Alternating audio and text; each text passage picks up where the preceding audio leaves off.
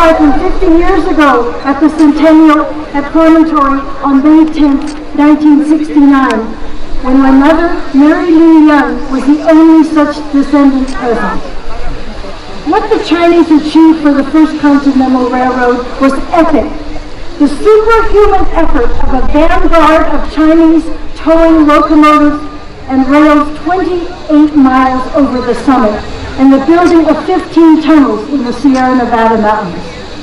Scores were killed in explosions, and in the horrific winter of 1866-67, work crews were buried by avalanches. Then, in the spring of 1869, out of the mountains into the desert of Utah, Chinese went from 6 inches a day building Summit Tunnel to laying 10 miles of track in one day. It took the incredible organization of wagons and cars and carts and horses and equipment and the teamwork of Chinese track layers and 8 Irish rail handlers.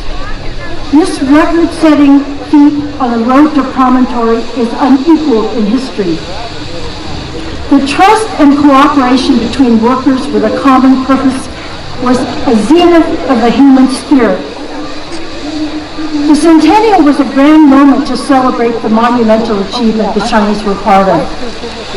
Yet, why were the Chinese denied their rightful place in history at the 100th? Why was Philip Choi, president of the Chinese Historical Society, kept from making a presentation on the program? Why did the Secretary of Transportation, John Volpe, state in his keynote address, "Who else but Americans could chisel a few miles of solid granite? Who else but Americans could have laid 10 miles of track in 12 hours? Because the contribution of Chinese to the transcontinental was kept from national memory.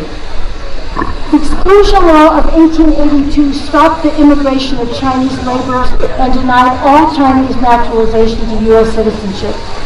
In effect, for 61 years, the law excluded the Chinese from American history. Today, we take this opportunity at the 150th to reclaim a place in history, to honor the courage, fortitude, and sacrifice of Chinese railroad workers and their legacy in America, which belongs to all of us.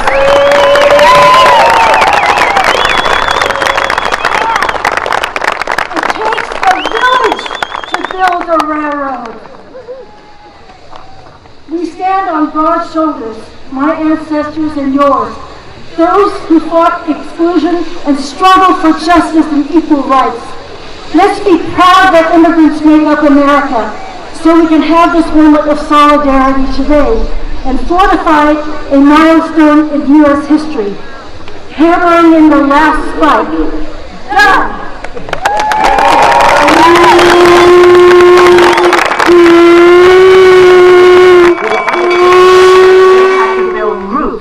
Over 37 miles of track so supply trains could make it through.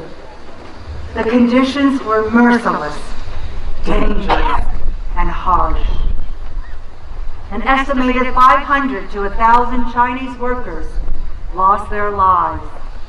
But the Chinese workers persevered and played a key role in building one of the greatest infrastructure projects in the world. And their achievement is even more poignant in light of the fact that many of the Chinese laborers did not have the opportunity to bring their families with them or to become citizens of the United States. Many of their names are lost to history. Their families in China may never have known what became of their loved ones. As the first United States Secretary of Transportation of Chinese ancestry, I have the unique and moving opportunity to fully acknowledge and recognize the contributions and sacrifices of these laborers of Chinese heritage to the construction of the Transcontinental Railroad.